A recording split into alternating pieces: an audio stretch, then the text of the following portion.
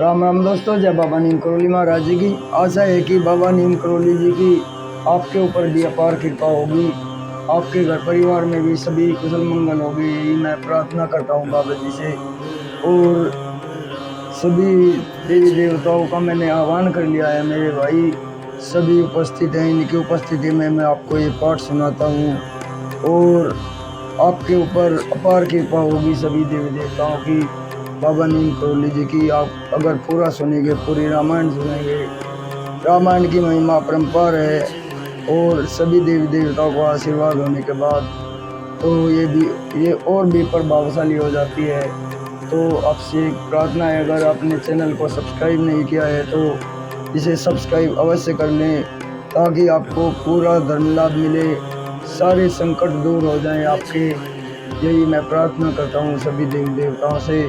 तो अभी शुरू करते हैं। श्रीमद् वाल्मीकि रामायण अयोध्या कांड का 11वां सर्ग। कैकेयी का राजा को प्रतिज्ञाबद्ध करके उन्हें पहले के दिए हुए 2 वरों का स्मरण दिलाकर भरत के लिए अभिषेक और राम के लिए 14 वर्षों का वनवास मांगना। भोपाल दशरथ कामदेव के बाणों से पीड़ित तथा कामवेग के वशीभूत हो उसी का अनुसरण कर रहे थे। उनसे कैकेयी ने यह कठोर वचन कहा, देव, न तो किसी ने मेरा अपकार किया है और न ही किसी के द्वारा मैं अपमानित या निंदित हुई हूँ। मेरा कोई एक अभिप्राय मनोरथ है और मैं आपके द्वारा उसे पूर्ति चाहती हूँ। यदि आप उसे पूर्ण करना चाहते हो तो प्रतिज्ञा कीजिए, इसके बाद मैं अपना वास्तविक अभिप्राय आपसे कहूँगी। महाराज दशरथ काम के अधीन हो रहे थे।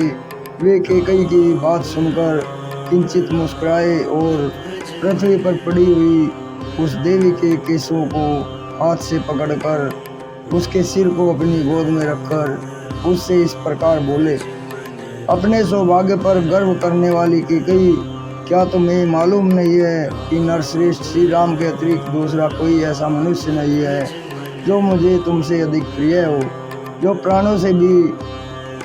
प्राणों के द्वारा भी आराधनीय है और जिन्हें जीतना किसी के लिए असंभव है। उन प्रमुख वीर महात्मा श्री राम की शपथ खाकर कहता हूँ कि तुम्हारी कामना पूर्ण होगी, अतः तुम्हारे मन की जो इच्छा हो उसे मुझे बताओ।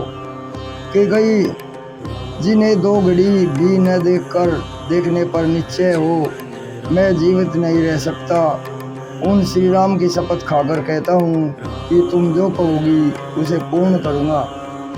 कैकेयी नंदिनी, अपने तथा अपने दूसरे पुत्रों को न्यौछावर करके भी मैं जिन नरश्रेष्ठ श्री राम का वर्ण करने को उद्यत हूँ उन्हीं की शपथ खाकर कहता हूँ कि तुम्हारी कही हुई बात पूरी करूँगा।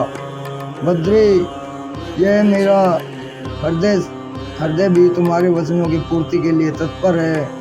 ऐसा सोचकर तुम अपनी इच्छा व्यक्त करके इस दुख से मेरा उद्धार करो। श्री राम सबको अधिक प्रिय हैं। इस बात पर दृष्टिपात करके तुम्हें जो अच्छा जान पड़े वो कहो। अपने बल को देखते हुए भी तुम्हें मुझ पर शंका नहीं करनी चाहिए। मैं अपने सत्कर्मों की शपथ खाकर प्रतिज्ञा करता हूँ कि तुम्हारा प्रिय कार्य अवश्य सिद्ध करूँगा। रानी कैकेयी का मन स्वार्थ की सिद्धियों में ही लगा हुआ था। उसके हृदय में भरत के प्रति पक्षपात था और राजा को अपने वश में देखकर हर्ष हो रहा था। अतः यह सोचकर कि अब मेरे लिए अपना मतलब साधने का अवसर आ गया है, वह राजा से ऐसी बात बोली जिसे मुंह से निकालना शत्रु के लिए भी कठिन है। राजा के उस शपथ युक्त वचन से उसको बड़ा हर्ष हुआ था। उसने अपने उस अभिप्राय को, जो पास आए हुए यमराज के समान अत्यंत भयंकर था, इन शब्दों में व्यक्त किया। राजन, आप जिस तरह क्रम से शपथ खाकर मुझे वर देने को उद्यत हुए हैं उसे इंद्र आदि 33 देवता सुन ले। चंद्रमा सूर्य आकाश ग्रह रात दिन दिशा जगत यह पृथ्वी गंधर्व राक्षस रात में विचरने वाले सभी प्राणी घरों में रहने वाले ग्रह देवता तथा इनके अतिरिक्त भी जितने प्राणी हों वे सब आपके कथन को जान ले, आपकी बातों के साक्षी बने। सब देवता सुने, माँ तेजस्वी सत्य प्रतिज्ञ धर्म के ज्ञाता सत्यवादी तथा शुद्ध आचरण विचारने वाले ये महाराजा मुझे वर दे रहे हैं। इस प्रकार काम मोहित होकर वर देने को उद्यत हुए महाधनुर्धर राजा दशरथ को अपनी मुट्ठी में करके देवी कैकेयी ने पहले उनकी प्रशंसा की, फिर इस प्रकार कहा, राजन उस पुरानी बात को याद कीजिए जब देवासुर संग्राम हो रहा था। वहाँ शत्रु ने आपको घायल करके गिरा दिया था, केवल प्राण नहीं लिए थे। देव उस युद्ध स्थल में सारी रात जागकर अनेक प्रकार के प्रयत्न करके जो मैंने आपके जीवन की रक्षा की थी उससे संतुष्ट होकर आपने मुझे 2 वर दिए थे। देव पृथ्वीपाल रघुनंदन आपके लिए आपके दिए हुए वे दोनों वर मैंने धरोहर के रूप में अपने पास ही रख लिए थे। आज इस समय उन्हीं की खोज मैं करती हूँ। इस प्रकार धर्म तय प्रतिज्ञा करके यदि आप मेरे उन वरों को नहीं देंगे तो मैं अपने आप को आपके द्वारा अपमानित हुई समझकर आज ही प्राणों का परित्याग कर दूंगी। जैसे मृग बहेलिए की वाणी मात्र से अपने ही विनाश के लिए उसके जाल में फंस जाता है, उसी प्रकार कैकेयी के वशीभूत हुए राजा दशरथ उस समय पूर्व काल के वरदान वाक्य का स्मरण करने मात्र से अपने विनाश के लिए प्रतिज्ञा के बंधन में बंध गए।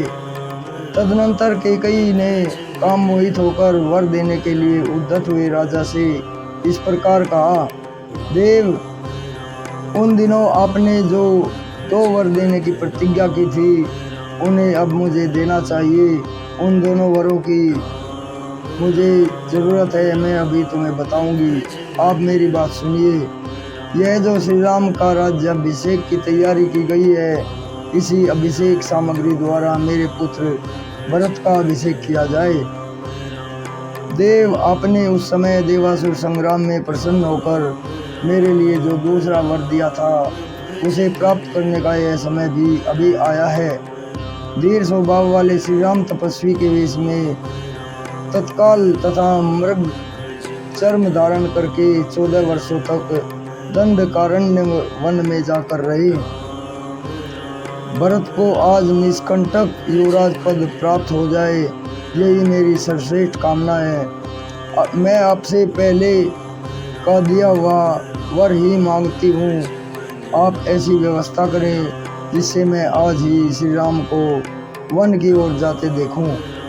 आप राजाओं के राजा हैं, अतः सत्य प्रतिज्ञ बनिए और उस सत्य के द्वारा अपने कुल शील और जन्म की रक्षा कीजिए। तपस्वी पुरुष कहते हैं कि सत्य बोलना सबसे श्रेष्ठ धर्म है।